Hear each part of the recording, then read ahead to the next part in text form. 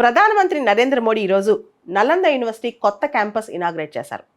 ప్రాచీన నలంద యూనివర్సిటీ శిథిలాల మీద ఈ క్యాంపస్ ఉండటం ఒక విశేషం. అంతేకాదు ఈ క్యాంపస్ మొత్తం మోడీ చూశారు. ఇది ancient great seat of learning అనమాట. అసలు ఇక్కడ కూర్చొని చదవటే గొప్ప విషయం ఆ రోజుల్లో. అటువంటి నలంద యూనివర్సిటీ కొత్త క్యాంపస్ ఈరోజు ఇనాగ్రేట్ అయింది. బీహార్లోని నలంద జిల్లాలో రాజ్గిర్ అనే ప్రాంతంలో యూనివర్సిటీ కట్టారు. పాత యూనివర్సిటీ ప్లేస్లో కొత్త యూనివర్సిటీ కట్టారు. ఈరోజు కొత్త క్యాంపస్ ఇనాగ్రేట్ అయిందనమాట. అయితే నలంద యూనివర్సిటీ కొత్తగా రివైవల్ చేయాలి అంటే ప్రాచీన యూనివర్సిటీ స్థానంలో కొత్త యూనివర్సిటీ తేవాలన్న ఆలోచన అబ్దుల్ కలాం గారిది. 2006లో ఆయన ఆ ప్రపోజల్ ఇచ్చారు. 2007లో దీనికి రూపాంతరం వచ్చింది. 2010లో నలంద యూనివర్సిటీ యాక్ట్ అని చెప్పి ఒక చట్టం ద్వారా యూనివర్సిటీని స్టాట్యుటరీ బాడీ లాగా స్టాట్యుటరీ ఇన్స్టిట్యూషన్ చేశారు.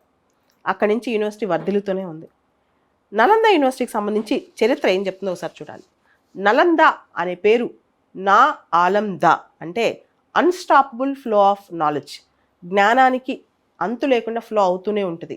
నిరంతరం విజ్ఞానం అనేది ప్రజలకు అందుతూనే ఉండాలన్న అంశంతో first residential institution in the world అంట. అంటే ప్రాచీనమైన అతిపెద్ద రెసిడెన్షియల్, అక్కడికే అందరూ వచ్చి చదువుకునే ఇన్స్టిట్యూషన్ అనమాట నలంద. అంతేకాదు second oldest university in the world అంటుంటారు.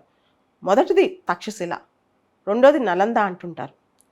బుద్ధిస్ట్ సెంటర్ అనమాట ఇది. బేసికల్గా బౌద్ధ మతం, బౌద్ధ భిక్షులు చాలామంది ఇక్కడికి వస్తారు. యూనివర్సిటీ అన్ని సబ్జెక్టులు బోధిస్తారు అక్కడ. మ్యాథ్స్, ఆర్కిటెక్చర్, గ్రామర్, ఆస్ట్రానమీ ఇంకా చాలా బోధిస్తారు. కానీ బేసికల్గా ఇది బౌద్ధ భిక్షులు ఎక్కువ మంది వస్తుంటారు. దీన్ని గుప్తా డైనస్టీ కుమారగుప్తా దీన్ని స్థాపించారంట. హుయెన్ సాంగ్, ఇత్సింగ్ లాంటి వాళ్ళు దీన్ని విజిట్ చేశారు, ఇక్కడ చదువుకున్నారంట. హుయెన్ సాంగ్ కథనం ప్రకారం ఒకప్పుడు 10,000 మంది మాంగ్స్, బౌద్ధ భిక్షువులు, 2,000 మంది టీచర్స్ నలందలో ఉండేవాళ్ళంట. అంతేకాదు నలంద యూనివర్సిటీకి సంబంధించి హర్షవర్ధన, తర్వాత పాలా ఎంపైర్ వీళ్ళందరూ కూడా యూనివర్సిటీని బాగా పెంపొందించారంట, బాగా యూనివర్సిటీకి సపోర్ట్ చేశారంట. హర్షవర్ధన, నాగార్జున, వాసుబంధు వీళ్ళందరూ అక్కడ చదువుకున్నారంట. Famous mathematician and astronomer Aryabhatta అక్కడ హెడ్గా వ్యవహరించేవాళ్ళంట కొంతకాలం పాటు. అయితే నలంద యూనివర్సిటీ అనేది చివరిలో 12th సెంచరీలో 1193లో దీన్ని నలంద యూనివర్సిటీని కంప్లీట్గా డిస్ట్రాయ్ చేశారంట. ఎవరు డిస్ట్రాయ్ చేశారంటే కుతుబుద్దీన్ ఐబక్ వాళ్ళ ఆర్మీ జనరల్ బక్తియార్ ఖిల్జీ. ఈయన నలంద యూనివర్సిటీని కంప్లీట్గా డిస్ట్రాయ్ చేసి కొన్ని వేల మందిని అక్కడ చంపేశారంట బౌద్ధ భిక్షువుల్ని.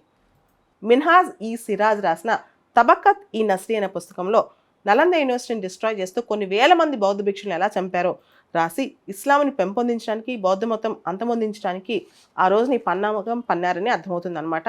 చాలామంది ఎక్స్పర్ట్స్ ఈ విధంగానే చెప్పారు. 1193లో నలంద యూనివర్సిటీని డిస్ట్రాయ్ చేసిన తర్వాత మళ్ళా 1812లో దీన్ని డిస్కవర్ చేశారు ఒక స్కాట్లాండ్ నుంచి వచ్చిన ఒక ట్రావెలర్ ఫ్రాన్సిస్ బుచినన్ హామిల్టన్ అనమాట.